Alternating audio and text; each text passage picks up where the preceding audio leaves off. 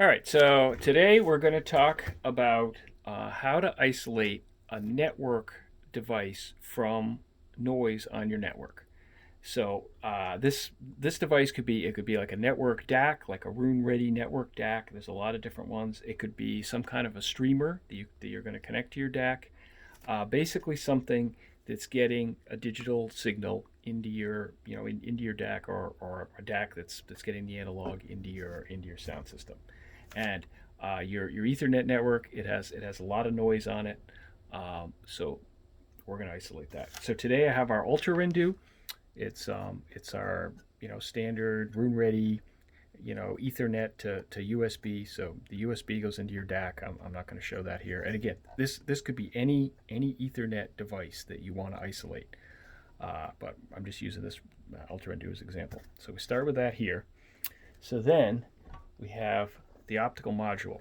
So what this is it's a wired Ethernet to fiber converter. So we're going to put that on here, and we're going to connect the two with a very short Ethernet cable. Now, why do we use one that's only 6 inches long?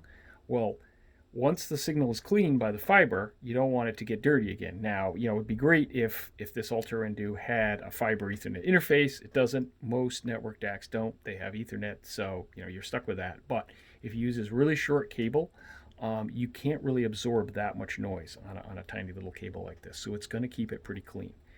And you go into the optical Rendu, and so that's your last link that has to be kept clean. Now it's really important that once the Ethernet comes off this fiber, that we keep it clean all the way in. So we're going to use a really good linear power supply to power the optical module. We're going to use a really good linear power supply to power the Rendu. So the next step is the fiber. So we call this the clean end.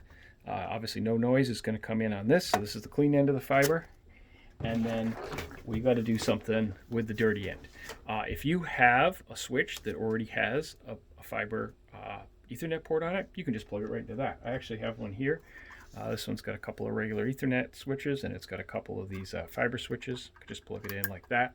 A lot of people don't have an Ethernet switch with a fiber port on it.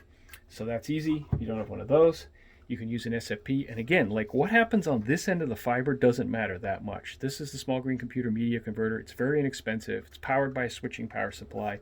It doesn't really have to be that amazing, because this fiber is going to filter out all the noise. It's going to filter out the noise from this media converter. It's also going to filter out the noise from anything else in your network. A loud computer that's full of fans and hard drives, a Wi-Fi router that's spitting off all kinds of radio interference. All that is going to be filtered out by this cable. So dirty end of the fiber goes in here, and now it just converts it to wired Ethernet, and now you can plug it into anything. If you have like a mesh network, you could plug it into that. If you've got an Ethernet switch, you can plug it into that, or plug it in directly to your router. And now you've isolated one Ethernet device from all of your network noise.